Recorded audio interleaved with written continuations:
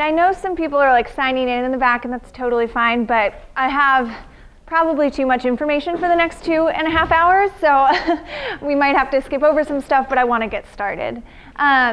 Most of you know me. I've been in most of your programs. My name is Rachel Roseberry. I am the NASA literacy coach for this year, and I'm getting my master's as a reading specialist at Vanderbilt right now. So that's just a little about me, but I know you all have been in training probably with each other for a lot of the past week, and I just kind of wanted to jump right in. We will take a break if anyone wants to flag me, because I know that's how I feel when I'm out in presentations, but we'll be taking a break at about 11 o'clock and then come back for like the last hour or so. So if anyone wants to really keep an eye on the 11 o'clock time, feel free to do so. So today or this morning, we're going to be talking about infusing reading into the after-school space. And I like to say as a caveat, I know that a lot of you are doing things already. You might see things that you're already doing. A lot of times I was inspired by things that I saw in your programs. So please consider this, adapt and take what you find useful. I know all of your programs are different, so I just wanted to make sure to say that before we started. I always like to start with my favorite quotes. I did this the last time I did a training. And the first one is by a great science fiction author, Ursula K. Le Guin, and she says, "We read books to find out who we are. What other people, real or imaginary, do and think and feel is an essential guide to our understanding of what we ourselves are and may become." And then I picked a quote specifically related to after-school programs. This is from a few years ago, but it's a person who does a lot of research on after-school programs, has observed hundreds of after-school programs, and he says, after-school programs can give children time and opportunity to explore literature, time which has become scarcer in school.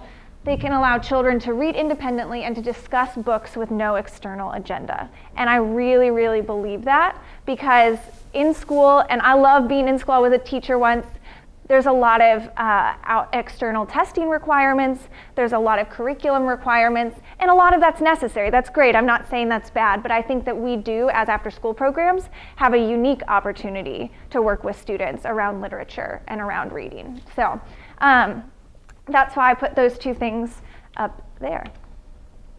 And then I wanted to talk about, before we get into the activities, I have there's one slide about motivation in reading, because this is such a huge thing for middle school.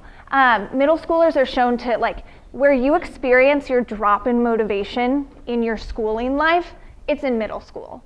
And with that drop in motivation comes a drop in achievement, or what we call achievement, or reading achievement. And so students are more motivated to read when the tasks and activities feel relevant to their lives. They have many opportunities for sustained reading. A lot of time, because of the way the school day is broken up, you get small chunks of reading. There's not time for that independent reading in middle schools anymore that you get maybe in elementary school. They're given choice about what they read and how to respond. And again, in middle school, there's not a lot of choice involved. Not the fault of the middle school teachers. I love middle school teachers. They're all fantastic. I have a lot of middle school teacher friends. There's just the certain constraints of the day don't let them offer maybe as much choice as they might want to. They like to interact socially around reading. That's a huge thing, a huge benefit for our programs, is the social aspect and how we can leverage that social aspect to get kids excited about reading. And they have opportunities to feel successful when reading. Because if you imagine at school they have a textbook, everyone reads the same textbook or the same reading book. Not all students are ready for that. Not all students are at that level. I know you've seen that in your programs. And so they're not feeling successful if they're reading those types of textbooks day in and day out in school. And we want to give them reading opportunities that let them feel successful, because that's the only way that kids improve in reading. And this was actually just a study by Scholastic. They just did a survey of a large number of kids from ages 7 to, I think, 18 or 7 to 17. And 73% of kids said they would read more if they could find more books that they liked.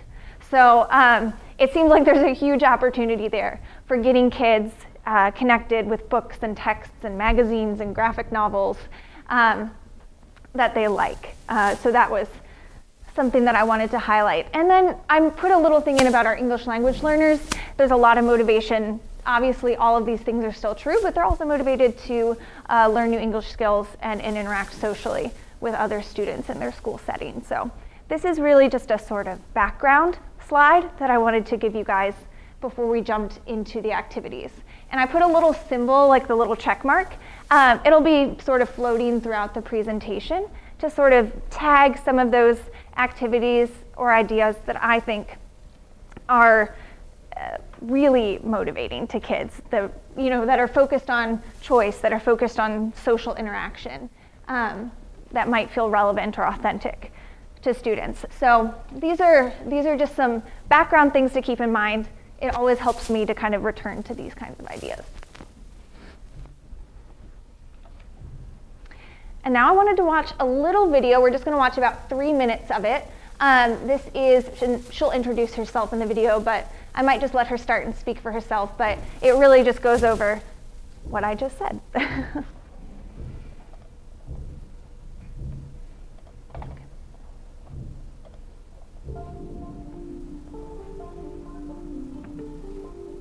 Every kid has an interest. Sometimes he doesn't know what it is, sometimes he can't articulate it, but every kid has an interest. That's a fundamental belief. If you can't buy into that, then you can't buy into the work that we do.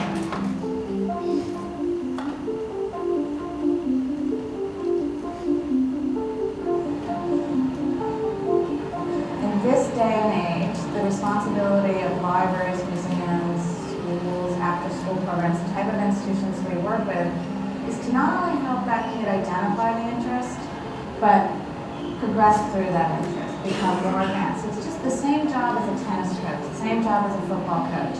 It's the academic coach. So I'm Diana Roden. I'm an organizational sociologist. I work at the Social Science Research Council.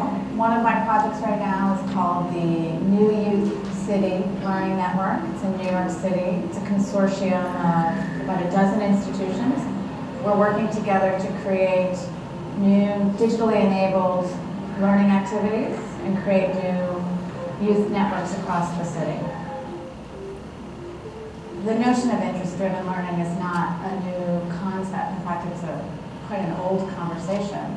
But it's a conversation that's been enlivened recently by two things: unprecedented technical infrastructure and new empirical evidence around learning. What we see in the kids that we're working with is they want an experience that means something to them personally. They want to be able to relate it into the context of their own lives or their own interests. Then they want to be able to reshape that story and tell it in the context of their own lives and interests. And then they want to be able to translate that into something they can do in the community, they can do, whether that's an online community or a physical community. So it's really it's not consumption, production, participation.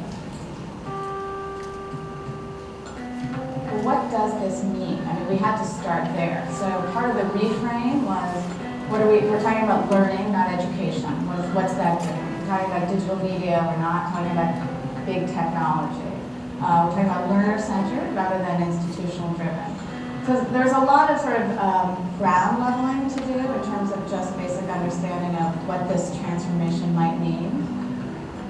We're trying to get them to think about what happens if you take your assets around biodiversity, for example, and start putting them out there in a way that a kid can incorporate them in a narrative that he or she finds personally motivating, personally relevant, personally interesting. And then ways in which they might be able to do dynamic remodeling around that asset, dynamic mapping around that asset, dynamic storytelling. Because part of the opportunity here is learning the content, which is very much the 20th century idea around education. But in the 21st century, it's learning the tools and the skills of remaking that content and becoming the creator and the producer. All right, so some of this is relevant to us, some of it is not so relevant, but I really liked how she talked about student interest-driven learning and how to think in new ways about bringing content to students.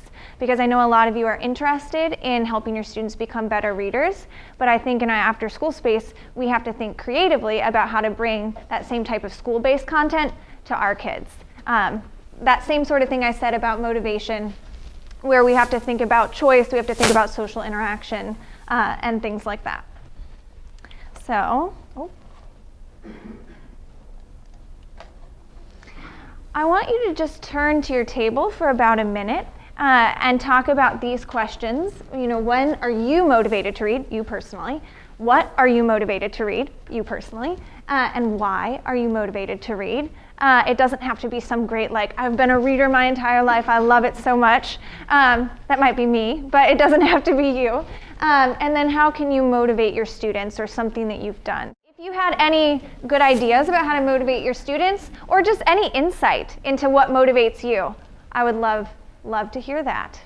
I'm going to call on you guys back there if no one raises their hand. Okay, Stephanie. For having to motivate your students, we talked about not doing it like a less conventional way. So I was telling him about a student that I had tutored one time, and he did not like to read, but liked to cook. So I had his mom send in a recipe book, and I took the direction of the recipe and put it into words that he could understand, and he was able to read those note cards. So he was reading, but he was also cooking. Yeah, that's fantastic. That's like a perfect example of knowing your students, knowing their interests, and like leveraging that to get them reading.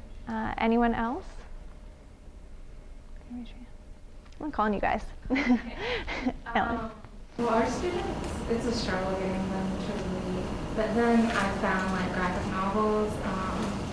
Actually, with the library, the book club in the back, it's called American Born Chinese, and they really liked that. Kept their attention for a couple of days. Yeah, graphic novels are huge. Every librarian that I've ever talked to has said that graphic novels are like the thing that all kids want. You'll notice in your packet there are a couple of book lists in there. There's a book list, I forget what order I put them in. One says book list high-low, and that means high interest, but for lower level readers. So those are all around second or third grade level books on that high-low list, but they're meant to be engaging still for middle school students. Obviously, you'll know what might work with your kids or not, but that's a start. The other book that I have in there, I think it's the other list I have in there, which is a little later, is a list of just engaging fiction books for middle school students, but those would be more of a read aloud, which is an entire section coming later. But these high-low books are trying to meet the students where they are.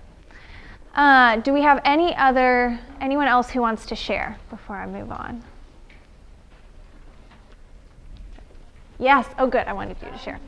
Like just making it kind of like a party, trying to make it so that the students associate reading with positive feelings instead of making it like a punishment, because I know a lot of people will use reading as a punishment, which doesn't send a really good message about what reading is about, or how you should feel about reading. You know, maybe having hot chocolate when you read, or just like displaying like and modeling how you feel about reading, even if you don't feel that way about reading for real, but just showing them like how exciting it can be with your expression as well.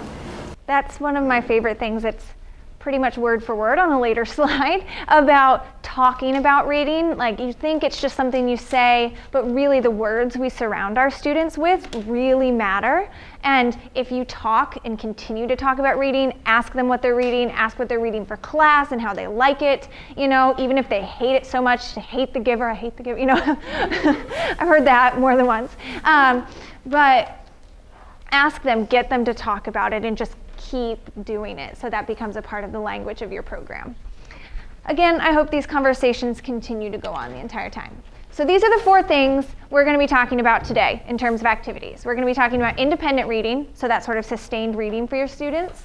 We're going to be talking about reading centers or literacy centers. That'll be more game-based, those sort of maybe group activities that you can do during homework time with your students. Interactive read-alouds that you can do with your kids, and then book clubs. So those are the 4 topics, and we're just going to dive right in.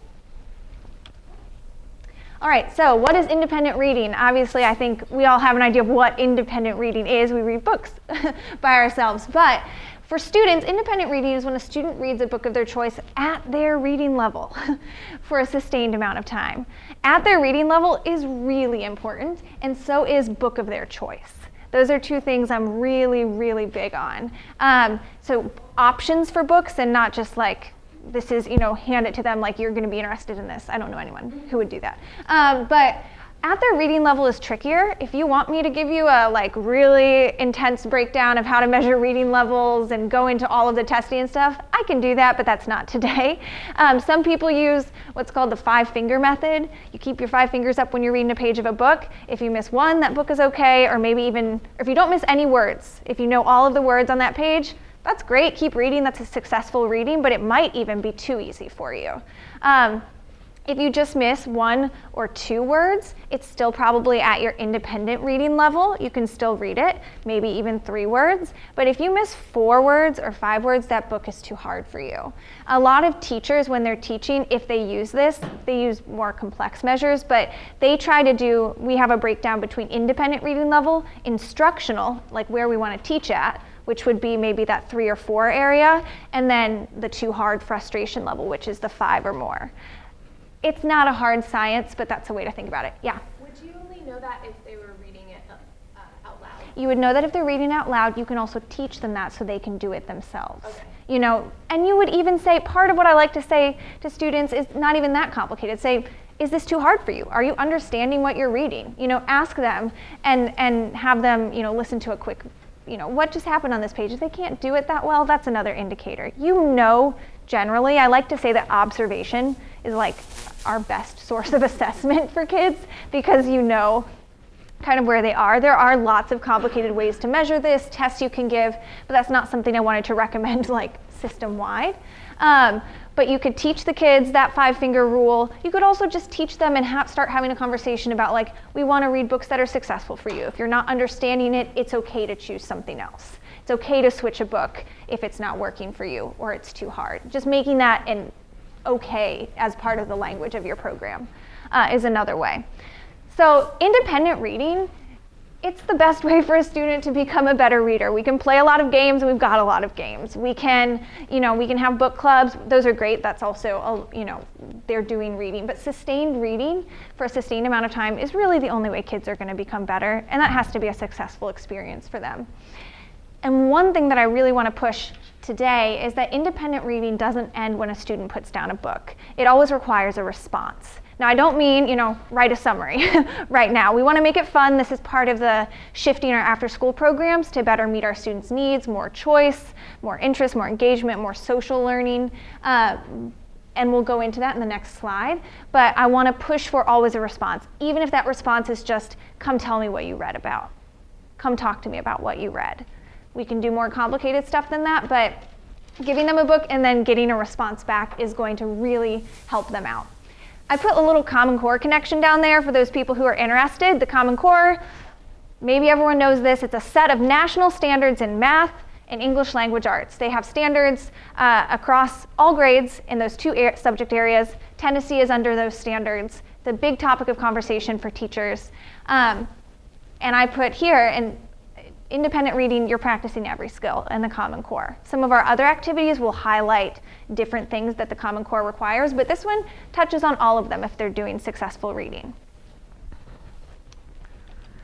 So, independent reading. What books? My ideas are to keep a small library of books in your space, whether that's books that your program provides or you already have, books that you get through Limitless Libraries. I can walk you through that process. You can keep those books for six weeks.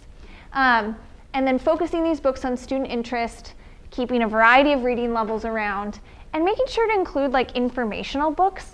I think middle schoolers actually can really get into books about, sports or history or science.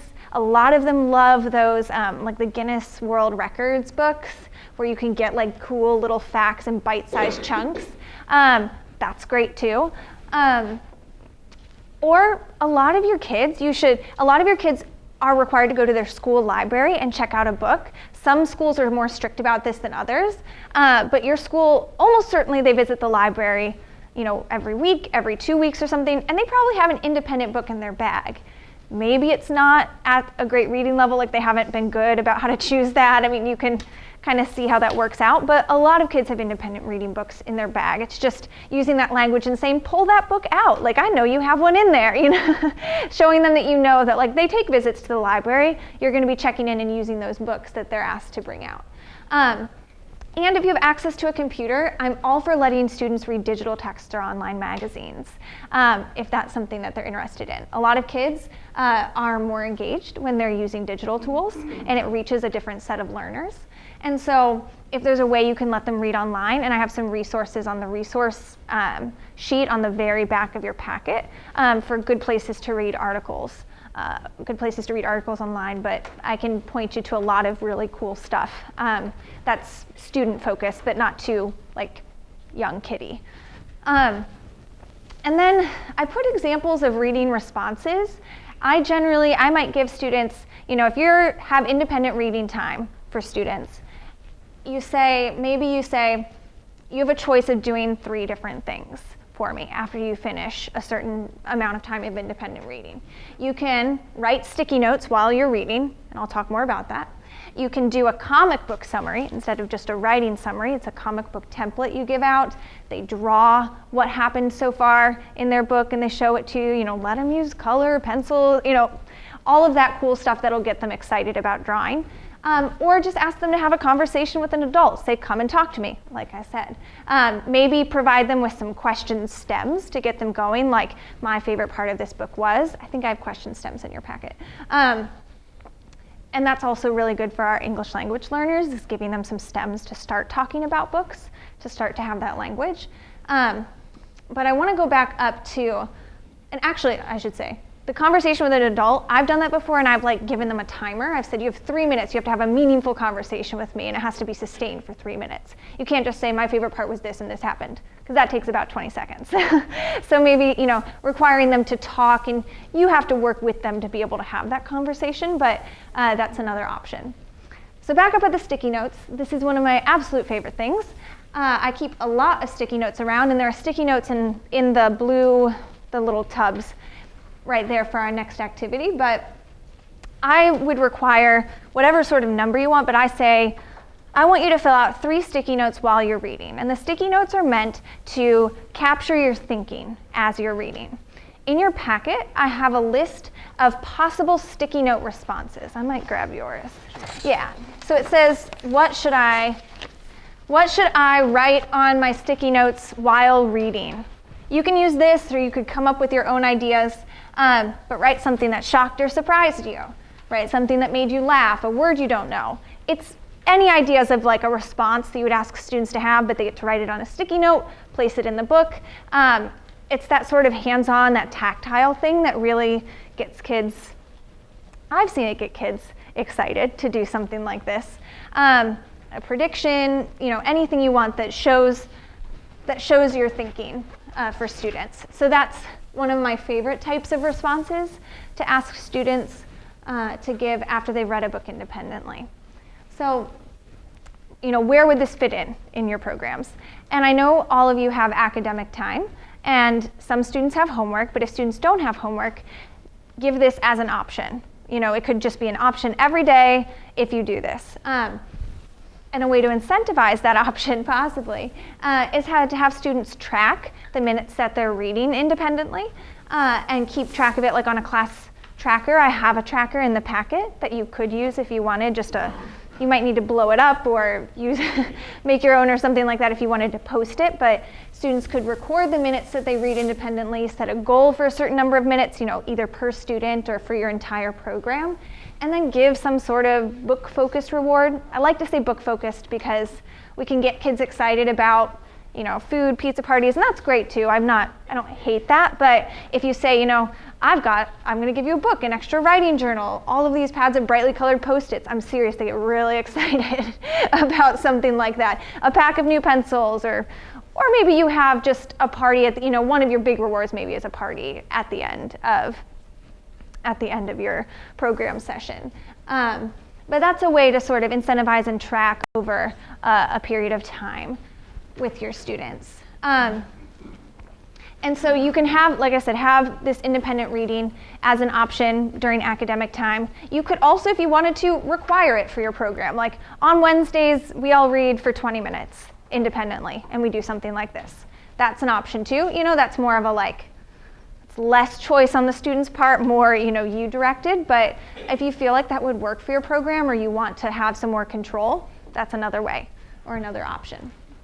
And then another suggestion I have would be to maybe, if you're doing those sticky notes and you want students to complete sticky notes, take a little time and show them how you would complete a sticky note. Like take a picture book. Like I can pull it up. Where the Wild Things are over there. Pick a familiar picture book, read it to them. I mean, kids actually can still really get into picture books. Read it to them and show them how you would fill out a sticky note as you're reading. It really helps them to have an example. Does anyone have any questions so far? I'm talking a lot, but we're going to go into an activity here in a second. No? Okay. So what I want you to do is I have books on your table. A lot of these are not mainly the high-low books. A lot of these would be for your readers who are at already like a 4th, a 5th, a 6th grade level, but they are engaging middle school texts for those readers. And I want you to read through the first few pages of any of the book on your table and take one of the Post-it notes, and I say 2, but you can just do one or 2. I want you to try out doing one of the sticky note responses. It'll give you a chance to explore the books and a chance to sort of explore or maybe see what feels natural for you in terms of asking for a response for students. So we're just going to take about the next 5 minutes to read through the books and try to give our own responses to what we see. Did anyone want to share about the experience or have any questions? Did you find that, obviously you guys are adults, you can read, reading comes maybe more naturally to you than it does for some of our students, or you're more willing to just participate with me, but do you think that this is something that your students would be able to do or get into, or an option that some of them, you think it would be useful for them? Yes? I think the use of the Post-its is a neat trick because so often these days we consume our media in bite-sized chunks, and the Post-its allow kids to reproduce what they're reading in a really minute sort of way. And it also forces them to pull out something like key concepts if they can. If they're Right. able to do that, then they can do it in a really concise way. Absolutely. And I think I was saying to someone over here, I've seen a lot of students who read something and I go up to them and say, what was that about? And even if I've not read the book, I can tell they're struggling to recall what they read. And so I like to really push kids to be monitoring and thinking while reading, And like I said, modeling how you do that can be really powerful for them. Just take a picture book and say, I was thinking at this spot, this surprised me here and this is why. And we'll talk more about think alouds and stuff a little later. Yeah. I think it's really a really good tool that's going to prepare them, because we did stuff like this in like honors English courses in high school, where we couldn't just read the book. There was a purpose behind the book. Each chapter we were required to write different things like that. Yeah. It wasn't necessarily sticky note, but it's the same concept, and it does make what you're reading more understandable, and to me it was more enjoyable. Yeah. And I think absolutely. And it prepares them for thinking but we don't have to, like your honors English, we don't care so much about, grammar or their sentences. As long as I can see that they're thinking, I think that's awesome, There's another time and place for spelling and grammar and stuff like that. So that is just sort of a quick intro to how I think about doing independent reading with kids. There are a lot of ways you can extend using the Post-it notes. If some kids are really visual, maybe ask them to draw pictures there. That's why I included a comic book summary thing for afterwards. There is a comic book template, and I have a million of them, but there is one in your packets. So that's something also. You can modify these responses. If you have an idea of some way you want kids to respond, go for it. I think that you know your students better than I do. But these are just some sort of tried and true ways that I've had kids respond to books. Yes? So with this concept, do you think like annotated text would actually be beneficial in that way? Because since they're already broken down for them in almost in a sticky note fashion, so Yeah. that way they can break down the text more so. You mean annotated texts that are like a text and then it includes notes from an author? I have never used those with kids, and maybe that's something that you would use in an English class. I don't think they're bad, but these sticky notes are more for the student's own thinking and asking them sort of to make their thinking visible. And with that, I would just want to keep doing, I would want to ask students to do the same thing, like, because they would still have to be reading those annotations, you know, and so I don't really see that as something that's super necessary for our kids. I would really just stick with high interest engaging books, and that might make them feel like it's more of a school feel, like I'm reading the, you know, I remember reading Romeo and Juliet with annotations on it, you know, or something like that, where they're explaining to me what it is. And I'd rather just pick fun, engaging books that kids would really love and ask them to just make their thinking visible and show me how they're thinking about books. Yeah? What is the point of the chart? On the slide before it said like putting the sticky notes on a chart that you keep in your classroom. Okay, that was just an idea I put up there. Students, if they're their own books, they can keep the sticky notes in their books, but if they're library books or you want to see what they've written, sometimes I would put up a chart like this and I would write, you know, like what we think about our books. And once kids put their sticky notes, they can put them up here for other kids to read and see how other kids are responding. So you can make it a class visible thing, or you can let students keep it personal. Okay. Yeah. So we're going to move on from independent reading, but I'm always happy to talk about it. And the next thing we're going to talk about are reading centers. And this is something that I know a lot of you have either already started, I've seen some reading centers, or maybe are interested in starting. This is where we're going to talk more about games, interactive stuff, not just sit in your seat reading. So reading centers are a collection of skill-based reading activities that students can complete independently or in pairs. Teachers can also choose to lead one of the center activities. So during center time, students choose the center activity they wish to complete. So let's say you give students, and they don't change every day. This is something that there are sort of consistent options, maybe throughout a week or a couple weeks or month, and you switch things out as you need, and we'll talk more about that. But so a reading center example, you know, you have 3 choices of activities. Maybe you have them posted somewhere, or you announce them when you open your program that day, and then students choose which one they want to do for that day, or which one they want to work on. So reading centers do require some upfront planning because it's multiple choices, but once implemented, they allow for student-centered learning, and once you get a lot of reading center choices going, you can reuse those and switch them in and switch them out. You know, keep a box of reading center activities. And we'll get into ideas for those activities, but some of you know Leah at HD Hills. She does a lot of this type of stuff, and she keeps a crate of reading center activity choices, and she sort of pulls out 2 or 3 during the day as options for the kids to do if they're done with their homework. So in NASA, center time should happen during academic time, and one of the center choices should always be homework. It's not a center, but like, you know, you have, you know, this table is homework table, and then this table is center 1, center 2, center 3. Or you don't even need to have that many. You know, this is the homework table, this is an independent station or center choice, and I'll be leading the second choice at this table. And you go from there, you know, something like that. So again, back to the Common Core, they emphasize the foundational skills for reading, which is comprehension, fluency, decoding, phonics decoding, just reading the words correctly, and in particular, vocabulary. So centers are great ways to practice all of these skills. I'm going to have the next thing we're going to go into, or actually in a couple of slides, I'm going to put a big focus or emphasis on vocabulary during these center activities, because I think these are great ways to practice vocabulary in coordination with independent reading. So how do I set up a reading center? So number 1 is sort of, I'll give you some good suggestions for this, but identify skills your students need to work on. So do you want to work on vocabulary with them? Maybe do your English language learners need to work on their fluency to be able to call sight words? To, you know, what skills do your students need? You could connect with your school literacy coach to help you out. A lot of the middle school literacy coaches are all saying the same thing. A lot of them will say to you, vocabulary is really big for our kids. Basic skills that can always be included: vocabulary, writing, which we have a whole training this afternoon about writing, but we'll talk a little bit about it here.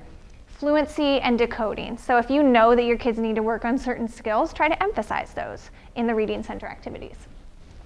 Choose 3 to 5 activities. It probably shouldn't say 3 to 5. It could be 2. It could be however many you want. And then gather the materials you need for those activities. We're going to spend the next few slides talking specifically about those types of activities. They should be academic, but they should be engaging, you know? 3, this is important. When you introduce the idea of centers to students, don't just say you have this option, this option, this option. Spend a little bit of time or one session to go over what are some Reading Center rules that we have, you know? Can you switch stations if you don't like one? Because a lot of times it can be really messy or chaotic and you want to have some rules down with your kids before you start going. You know, how many people can be at this activity? Our voices need to be at this level. Just kind of going over that, posting something like that. I think I have some Reading Center rules in your packet about some ideas that I had, but that's just something to think about. I like to keep Reading Centers, I know all of you are in different spaces, but keep them in sort of the same place in my program or set it up in the same place, you know. This table is always for this table is always for this, and an easily identifiable space in your classroom. So when you introduce activities, I know I said 3 to 5 activities, or you can have 2 centers going on at the same time, or 3 or more. I would introduce them one by one. So one day a week, I would just introduce one activity that you're thinking about doing with your students, and they all have to do that one if they don't have homework. Then maybe the next week or the next day or a couple of days later, introduce a second choice. I wouldn't introduce all of the choices at once because you're going to have a lot of like, how do I do this? Or they're just going to do it wrong and there won't be a lot of learning happening, or they won't do them correctly. I've seen a lot of great centers, but the best ones are ones that students actually know the directions and feel confident that they can do the activities on their own. Good idea, of course, to type up instruction sheets. Organization is a big thing for this. This is, like I said, a lot of upfront work, but this is also work that I can help you with, at least through this semester, and I would be happy to help you put something like this together. And then once you've got it going, I would say monitor the students, replenish the center supplies, and introduce new activities periodically. So sort of try a new game if one seems to be getting stale with your kids. And if an activity is not connecting with your students, take it out, but I would also make sure to give it time to let them sort of get into it. You know, if they're just like, we hate this, we don't want to do it, or they don't connect with it on the first day, give it a couple of days, give it some time before you switch it out and try something else. This is a good place to make accommodations for English language learners and other diverse learners by incorporating visuals, auditory things, if you have access to it, making an oral listening center where your English language learners can go and listen to books on tape. That's really fantastic for them. You can do that on a computer, and I know the libraries have a lot of resources in that way, like your school libraries, but also the public library. Or other digital materials. One of your centers could be, one of your choices today is to play on this website, and I have websites on the back, is to play on this literacy-based website on the computer. That's totally great. But again, monitoring, seeing if they're actually doing the activity or just sort of superficially doing the activity. That's sort of my big mantra. That was the same thing for independent reading. Like, are they really reading, or is it just sort of what looks like reading? You know, are they learning, or does it just look like they're doing the activities? So monitoring is really important. And like I said, you can be leading one, and I'll show you that here in a second. So one of the Reading Center skills we can focus on is vocabulary. So first of all, only 5 to 15% of words are retained after their first exposure. So after you first hear a word, you only have 5 to 15% chance that you're going to remember what that word is and maybe what it means. So you need repeated exposure, and we do that through games, and then you do that through reading. That's why kids need to read a lot. You build vocabulary as you read and encounter those words out in the wild. And then another crazy fact is that students would need to learn 20 to 30 words a day, new words a day, if they were to be able to read what we consider academic texts by like high school. That means that teaching them strategies for like, this root word means this, you know, pre means before. So if you encounter a word that has pre on it, there's a good chance that it means before what comes after it. So it's a good reason to teach strategies for encountering words also. because we obviously can't teach 20 to 30 new words a day. I couldn't remember that.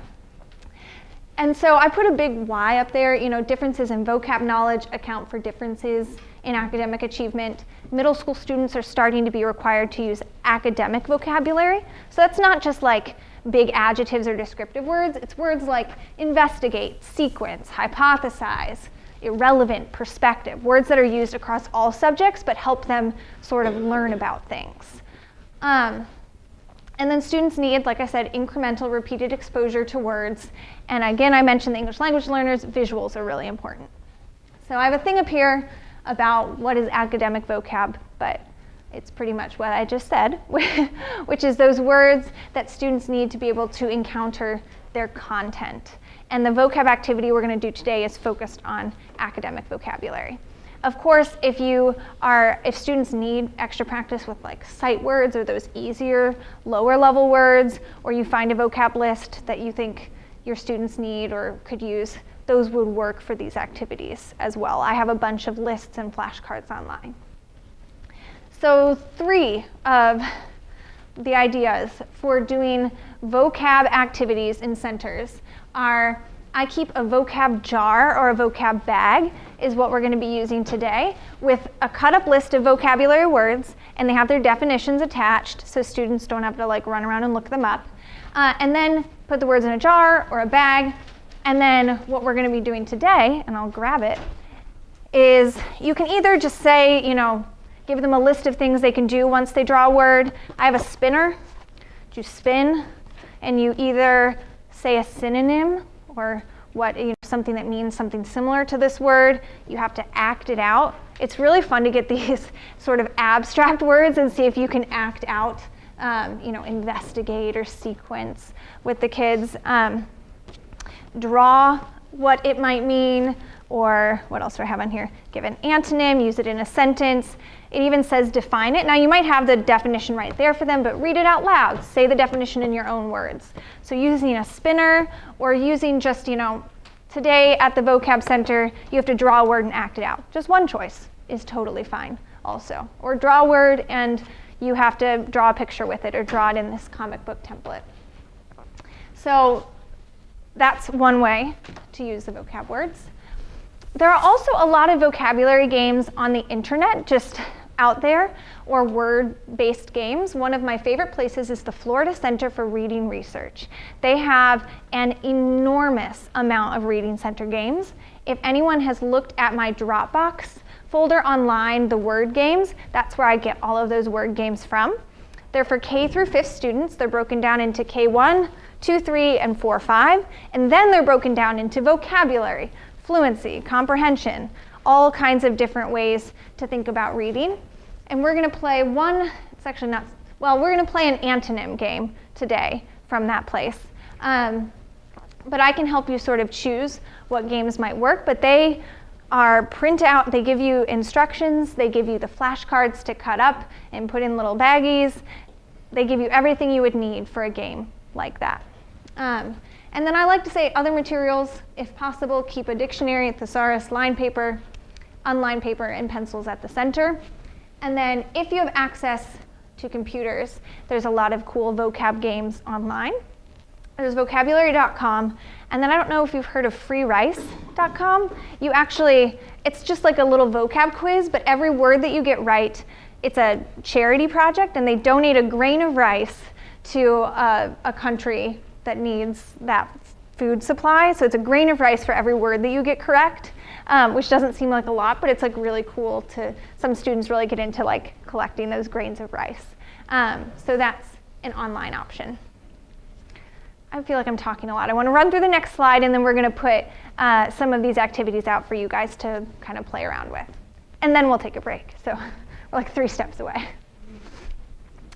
So those are some vocab ideas. I think it will become clear, particularly those games from the Florida Center for Reading Research, once I hand them out and show you what we're doing. So some other ideas for centers are just other word work. More than 70% of 8th through 12th grade students do not have adequate writing skills. Writing is really difficult. It's why we have an entire session about it this afternoon. but we're going to talk a little briefly about it right here.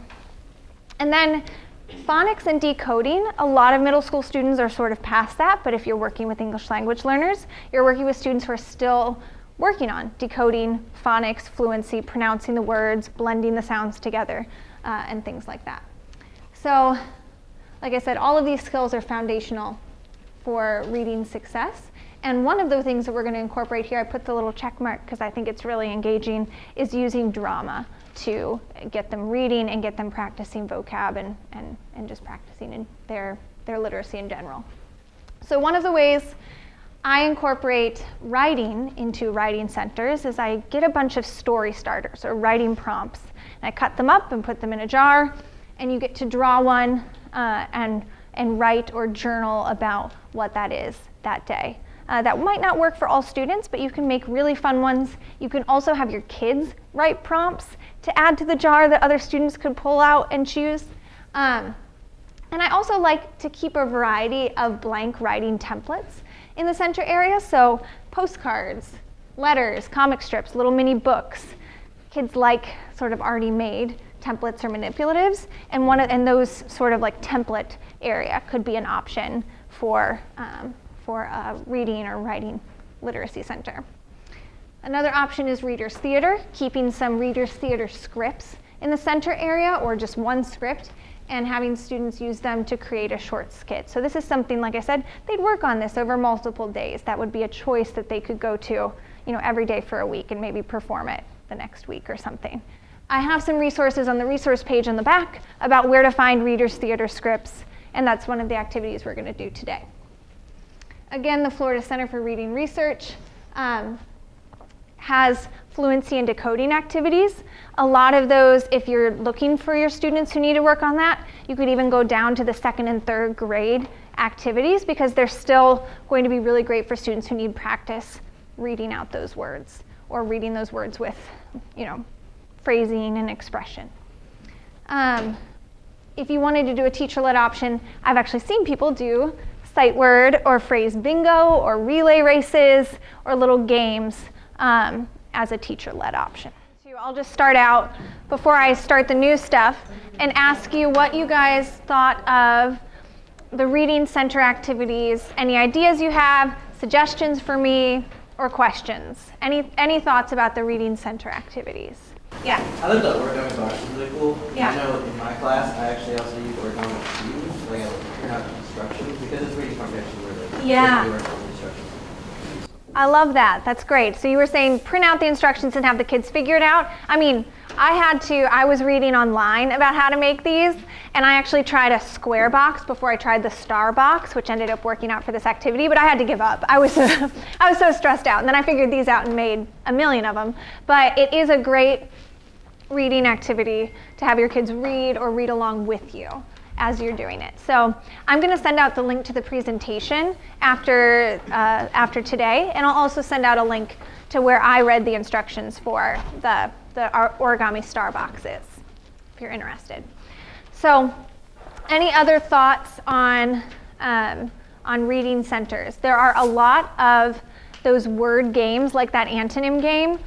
They're on our Dropbox for NASA. It's under student supports. I say this all the time. It's student supports, then you click on academic supports, then you click on literacy supports folder. And then there's a bunch of folders within there. One of them says literacy centers and word games, and I have a bunch in there. There also says there's writing. You'll see there's a lot in there. And there is also the handout that you have now. There's a folder in there called Infusing Reading, and those handouts are in PDF format on there already. So what we're going to talk about right now is interactive read-alouds.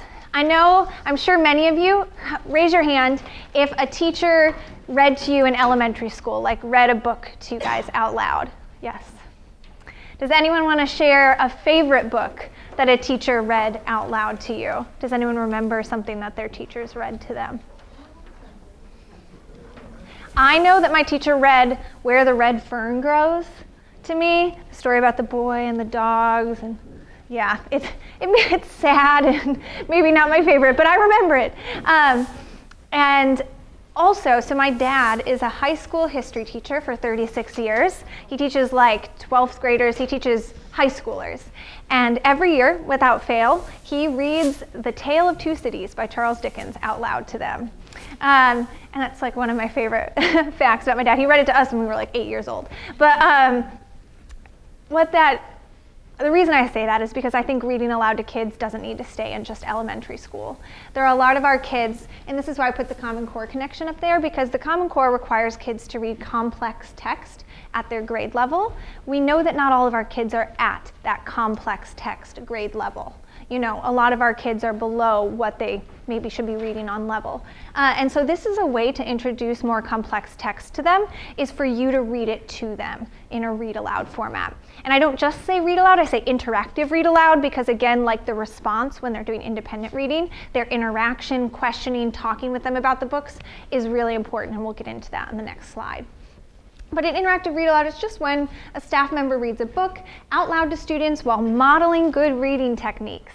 So showing them how to be a good reader, such as fluency, reading, smoothly. That's really valuable for kids to hear. Expression, what do you do when you hit dialogue? You make the book fun. And how to think while reading. That's really important.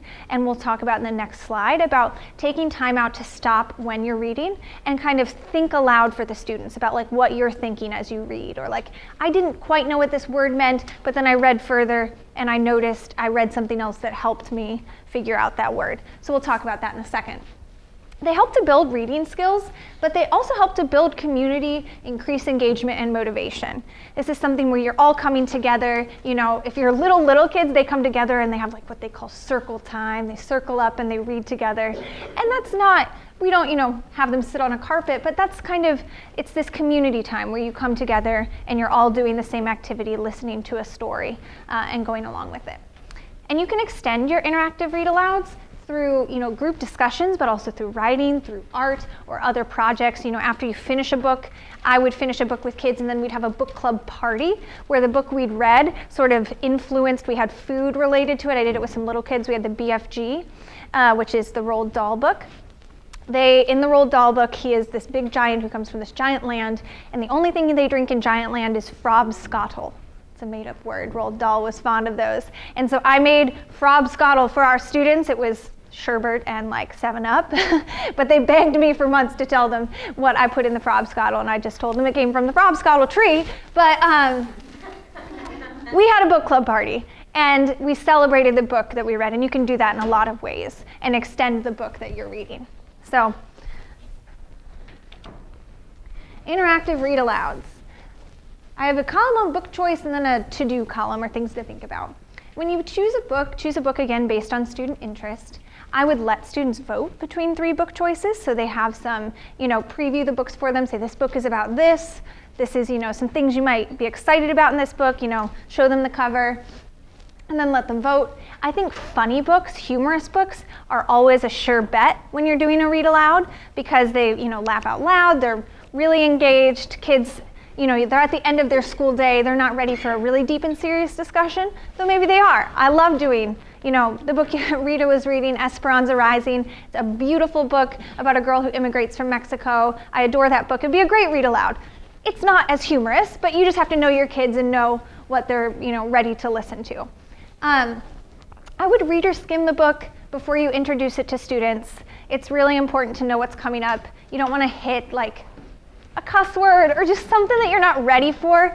I think that's totally fine in a book. These are middle school students, but you want to be ready to have that conversation if anything sticky comes up. And you have to know what your students are ready for. There's a website called Common Sense Media, which sort of flags those type of issues in books for you. So if you type in the book, they'll give you like a recommended reading level, and it's not like reading level for the text in the book. It's like maturity level and like what the themes of the book can handle, and sort of gives you a little preview of what the book has in it. So I use that to help me even just initially select books, and then I'll go and skim or read through the book before I read it with kids. Don't limit yourself to novels or chapter books. Informational texts can be great read alouds, and picture books can be great read alouds. You don't want to pick the one about the letters falling from the tree. I'm not an early childhood person. You don't want to Chicka Chicka Boom Boom. Maybe not that one, but there are lots of really great complex picture books that are sort of a short time commitment. You don't have to try to extend it. I would never also, even if you do a chapter book, I wouldn't pick something that's like a big tome. You know, I would try to keep it, particularly if you're doing it for the first time, sort of short so you can feel successful with the kids. Poetry is another great read aloud. That's just a one-day commitment. That's really fun. Shel Silverstein is really, really fun for kids. And pick something that you can enjoy too. This is part of that talking about reading. You being excited about reading gets your kids excited. So make sure you're going to enjoy it. You don't want to be caught reading a book you don't enjoy. I read Shiloh, which is a great book, to my 4th graders when I was a teacher. It's a book about a boy and his dog, but I'm not so much an animal person. It was sort of a stretch for me to get into that book. And I realized after we were in the middle of it that I wasn't as excited about it as I should be. And then the to-dos. This is just recommendations. This isn't, you don't have to, you can just pick up the book and read it to kids, but what I like to think about is before reading, pick out 3 to 5 thinking points for that day. If you've previewed what you're gonna read with the kids that day, you know, we're gonna read chapter 1. In chapter 1, these are 3 places I wanna stop and say, did you know that this word means this? You know, I didn't know it meant this and I had to look it up, or, you know, think about what explaining to students. Or at this part I was confused so far what was happening, but I decided to keep reading and I knew I would figure it out later, but I knew that this was what I was looking for. So you're sort of thinking out loud, highlighting tricky parts that kids might have trouble with, unfamiliar vocabulary, or just say this is my favorite part and explain why, like you really liked how the author described this scene outside, you know. Spend some time talking about. That's that next point. So think aloud while reading to help students understand. Use your thinking points to stop and think aloud. I sometimes mark it with one of those little, those not big Post-it notes, but the little flag ones. Like put a little marker where you want to stop and just kind of chat with your students. It doesn't have to be a big thing. It's just you talking and kind of explaining your thinking process for them. Kids they aren't automatically born with the ability to like comprehend or to have comprehension strategies if they're a struggling reader. So you have to show them how you work through tricky parts in a book. And it's a process that's really, it's almost unconscious for us as adults, but for kids you have to make it explicit. So like you have to stop when you're reading and say, you know, how did I figure this out? You know, or that part in a book, or if you're watching a movie and like it's a mystery or a thriller and you like know halfway through like who the bad guy is, even though you're not supposed to know so far, you're like, I think this guy's the bad guy, right? And you know that because you've picked up on certain clues that the movie has given you. You've picked up on, you know, ways that they were talking or behaviors that they were doing or the way that like the scene was shot. And that's in a movie, but like how you knew that is that type of thing that you have to explain to kids. Like how do you pick up on someone foreshadowing something that's going to happen in the future, you know? Stop and think aloud about how you notice that for the kids. I would also ask questions while reading. That's a classic, right? You think, ask the kids what's going on. Don't ask too many. Don't make them feel like this is still supposed to be fun. Don't make them feel like it's like a test or a school-based activity. And I would say try to stay away from, you know, who's the main character? What just happened? Try to think about predicting, inferring, like, you know, what is going to happen? Why do you think this happened? Making connections like, would you have done this? You know, would you have made this choice? What would it be like if he had done this? Those sort of more complicated questions that ask kids to really comprehend and not just repeat what's been told you. Throw a couple of those in to make sure the kids are listening, but I would say try to get them thinking in more complex ways. And then read with expression.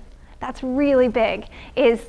And it's really like a performance, you know, I had to get comfortable with it. You have to put on your like read aloud performance. And I know for middle school kids, that's different than younger kids. You can be silly or even more like play acty with the younger group. But even with middle school kids, expression, you know, the way that you read the story is really important. So what we're gonna do is we're gonna pick a partner at your table, and then with your partner, choose one of the books on the table. and pick a section to practice a read aloud. You can just do the opening chapter or something like that.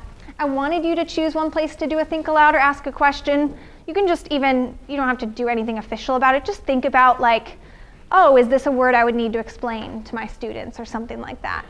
Sometimes when there's unfamiliar vocabulary, you just kind of give the definition as you're reading, Like I read the word hypothesize. That means to make a prediction or a guess. And then you keep going. You don't have to make a big deal about it. But I wanted you to practice with your partner, and we were going to have a read aloud competition. I was going to choose 3 people who wanted to compete, do their read aloud passage for us. We'd vote on who was the winner, and then you would get to choose some of the activities that I had out to take home, though I've already passed out some of them.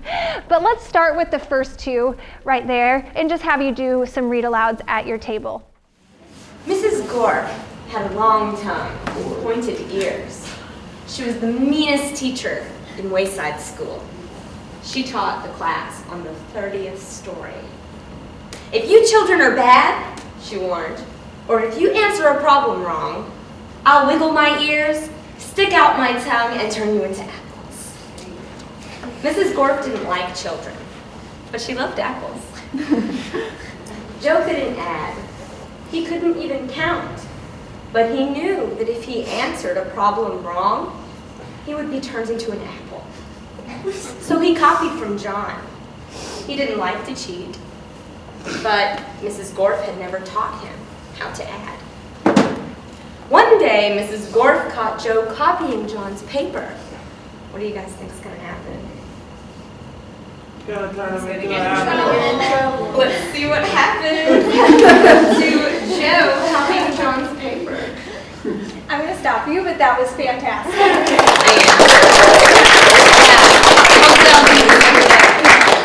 That was wonderful. Scarlett will have you. Okay, that's hard to follow because that was really well She done. had a funny book, And that's a great book. This is not Here we go again. I felt like I was walking in my sleep as I followed Jerry back to the room where all the boys' beds were jam-jammed together. This was the 3rd foster home I was going to, and I'm used to packing up and leaving. But it still surprises me that there are always a few seconds, right after they tell you you've got to go, when my nose gets all runny, and my throat gets all choky, and my eyes get all stingy. But the tears coming out doesn't happen to me anymore. I don't know when it first happened, but it seems like my eyes don't cry anymore.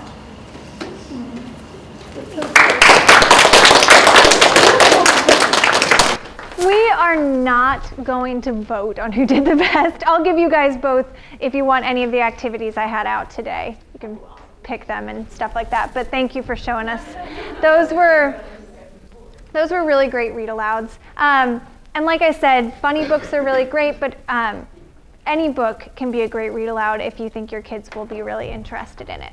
I was talking with Joe over here, and I didn't mention before that sort of the timing and how much time I would spend on this. I would only spend about 15 minutes on it. I wouldn't go more than that just because of attention spans and stuff like that. And you don't have to do it every day. I might even say once a week, like a Thursday, or like a Monday. Welcome back to NAZA this week after your weekend. Sort of this is what we do on Mondays, or Thursday before we head home, or whatever would work for your program. You can do it more than one day a week, but there's no need to do it every day if that wouldn't work for you. So those were a couple things I forgot to mention. And then Joe asked about how often to do the stopping and thinking and to not disrupt the sort of flow of the reading. And I said in that 15-minute time span, just like 3 to 5 times or even more, what feels natural to you. There will be natural stopping points. Like I loved when you stopped and said, what do you think is going to happen? That's an easy prediction question. You take 1 or 2 responses. If all the kids want to talk, just say, I'm going to talk to one person right now. And we'll, if you have something you want to say, we can talk afterwards or something like that. They're probably all going to say the same thing. They just all want to say it. So you can, don't let the discussion overwhelm your reading, but still let them participate. I thought I saw your hand. Is this something that you could let the students be the reader? You absolutely could. The reason I say it's teacher-led is to take the pressure off of some of the students that don't feel comfortable reading out loud. If you have a student who really wants to, I would say go for it. Don't let them overwhelm or like make the other students feel, like they're the smart one who gets to read and like this other person doesn't. That's why I say the teacher to start with, but I trust that you know your program and like what would work with those kids. So if a kid would want to help out, that's great.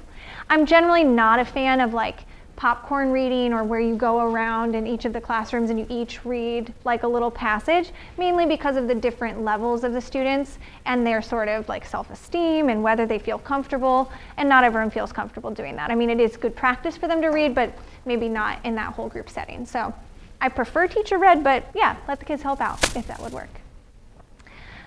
We are going into our last section, which will be quick. So book clubs. Book clubs are when a group of students meet regularly to discuss a particular book they are reading together.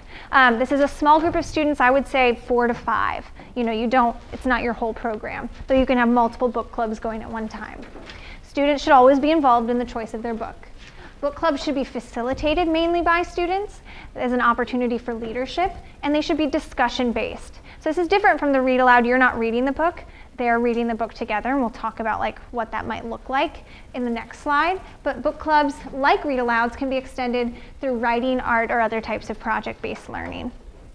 And then the Common Core connection here is that the Common Core places a new emphasis on close reading and getting evidence from the text. Like, I think this character is shy. It's a very easy example, but then the teachers are now being asked to, through Common Core and their new types of training, to say, show me in the book what detail showed you that they were shy. Point to a place in the book. This sort of close reading, you're not just thinking about it on your own, you're really coming back to the text itself, for your evidence. And so book clubs are a great way to practice close reading because you're discussing, you have a book together, and you're constantly referring back to a book to say, I think this because in the book it said this here, I think it's a great way to encourage a type of close reading with your kids. So steps to implementing a book club. First, facilitate the student choice of a book. I say facilitate because you don't want to choose for them. Provide students with a list of books to choose from, a couple of, or give them a list of 3 or 4 that they could maybe choose from. This is the big one that I don't have a perfect answer to. You need to determine how you'll get copies of the book because each student needs copies of the book. My suggestions, Limitless Libraries does have book club in a bag. Those are 10 books that come together. They need to all stay together and be returned together. But those selections are limited. There are some there, but they're limited. Your school library, a lot of them have extra text sets of books in your schools. So if you want something, talk to your school librarian if you're in a school. That's one other way. We can brainstorm also if you want to talk to me about how to get books, in collections of like 4 or 5 for your kids, but those are 2 of my best suggestions. Book choices should be engaging and at a level that all students in the club can read successfully. So maybe you're not going to read these types of books that you might do for a read aloud. You want to go down a few levels so all the kids can read it. Or if some of your kids are able to read more higher level books, let that be a book club with them. And consider suggesting books that relate to your students' culture. That's something I didn't say, but that sort of applies across all areas. But that's obviously really engaging and motivating, and I personally believe it's really important for our kids to see examples and characters that look like them in their books. And so I put this point here, it goes across all of the slides, but think about your students' culture and background. With students, set up a reading and meeting schedule and space. So you want to say, like, how many times a week are we going to meet, Are we just going to meet and discuss 1 time a week, and then you have the rest of the 3 days during NASA to read the next section that we've decided? Are you going to, at your book clubs, it's a really short book, we're just going to meet and we're going to read it at the book club meeting and we're going to discuss? Or are they responsible for coming back having read a portion of it? Can your students handle that? Are you giving them time during your program to do that reading, that they have to do for the book club, or are they expected to do it at home? And that's probably tricky because in almost all cases, they probably shouldn't be taking those books home, which is rough. I love that kids can take books home, but if they're a part of your program or book club in a bag, it's tough to let them take them home. So, consider what might happen if a student misses a meeting, And I recommend, like I said, meeting once or twice a week during academic time. I think my best suggestion for structure would be to give the kids to maybe meet on Thursdays, like as a book club, to discuss what they've read, and give them specified time on Monday, Tuesday, Wednesday to complete what they're reading, and don't make it not manageable. Just like a really small chunk they've got to read before the next meeting. That might be my best suggestion. Then you want to model or give lessons or sort of show them on how to sort of run a book club. One of these could be roles in discussion. So you might have done some of this in elementary school or something, but one person is responsible. Is like, I have a couple examples in your packet if you want to look there, but it's, one person can be responsible for vocabulary, like looking up words that other kids might not know. One person is the discussion leader for that day. One person is an artist and has to draw your discussion. One person is like a timer, or I have several lists or ideas of roles that students can inhabit when they're doing book clubs, because it's good to have kids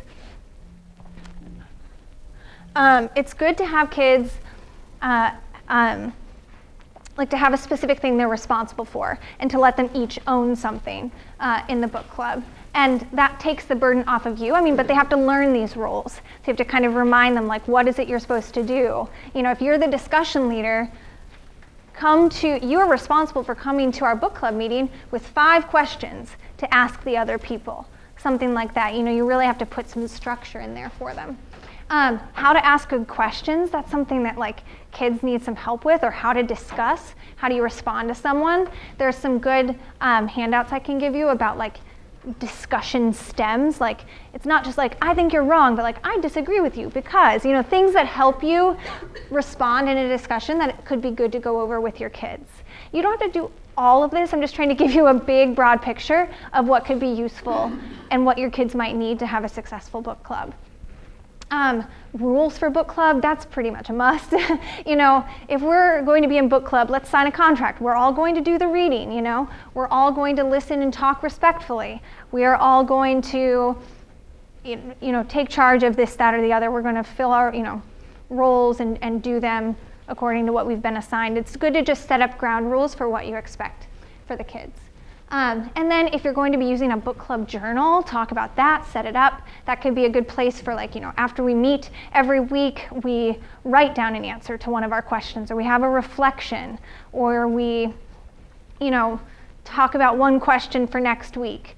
So you don't have to use book club journals, but you could, and that's another thing you would want to go over with kids. Then you want to just monitor the book club and help students choose a final project. I think it's really great to extend book clubs because they're really intensely focused on this one book into some sort of project. In your packets, I have a list of potential projects that kids can extend literature-based reading on. It's anything from making, I think it says digital book trailers, to rewriting an ending for the book, or doing really fun interactive stuff with their book after they finish it. I also said, provide opportunities for students to reflect.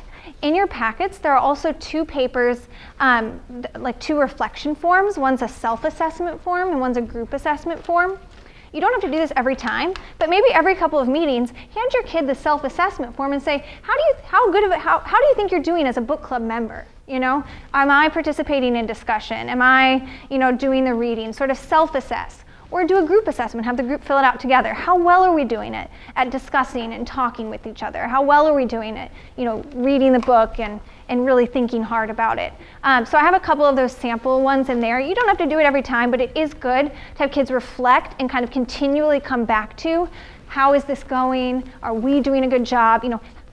Let them own that space. This is really a student-owned space. And then I have some other tips. Start small. Like I said, for the read aloud, you could choose a poem or just a short story, or even a newspaper article or a cool article online to sort of do a book club, practice those jobs and those roles for just 1 or 2 sessions, Something really easy that just is one time. It's not like we have to read 2 chapters for next time, anything like that. We're doing it here. We're practicing how we discuss together. Again, don't limit your book club reading options. Pick an engaging newspaper article or even a graphic novel. Graphic novels are harder to read out loud, but they're great for book clubs because kids can read them on their own and come back and discuss. I said needs of your ELL students. This can be any student who might be a struggling reader. Sentence stems for discussion, like ways they can start their sentences when they want to talk about something. I said books that highlight their culture, and at-hand reference materials for the kids, computers, dictionaries, bilingual dictionaries, so that they have the tools to continue to own that space and kind of get what they need from the book club. So again, those are just some of the big things that I would think about related to book clubs. Does anyone have any questions? Because book clubs can be sort of hard to set up, and you kind of have to really stick with it because it's sort of unnatural sometimes for some kids to be able to have a sustained discussion with each other. That's why I really love sentence stems, or you can sit in the book club with them and kind of help them or draw out a response from what they're reading about. But that discussion piece can be tough to get off the ground, but once it does, I think kids get really excited about, you know, the book that they're reading and the fact that they are in charge of that experience. Yes? What would you say is the minimum amount of students you need for a book club and maybe like the maximum? I would say minimum 3. I think 2 would be hard if it's just 2 people. So I think 3 would be good for a good discussion. Maximum, my preferred size is like 5, but maximum, I mean, you could probably do up to 8 or 9, or you could do a whole, 10, but that's hard because you want to have them sit in a circle and discuss and be able to talk to each other, and be able to sort of handle that sort of management piece on their own. You don't want to have to step in too much. I mean, you will at the beginning, but sort of gradual release of responsibility, be more involved and then kind of let them own more. So you can do it with larger, but I think it's more manageable right around that 4, 5, 6 range. Do you think if it's an article or a poem or something like that, it'd be okay to do it with Whole group? the whole group? Absolutely. I mean, people do whole class novel studies all of the time, or whole class stuff like in classrooms or programs. I just think sometimes that ends up being less student-led when it becomes a bigger space like that. That's totally an activity you could do in your program that I think is awesome. But book clubs, if you want the students to own it, you probably want to keep it smaller. But that's a totally legitimate, totally awesome activity to do. Yeah. Any other questions? Okay, so we just have 2 more slides. I just put a few other ways to get excited about reading. If you have the resources, start a program blog where students can share responses to books, like a little book review blog or something like that. You would need to get parent permission. This is more complicated than just my small circle is up there. It's just sort of a flash of inspiration. There are protected sites for students like EduBlog or KidBlog.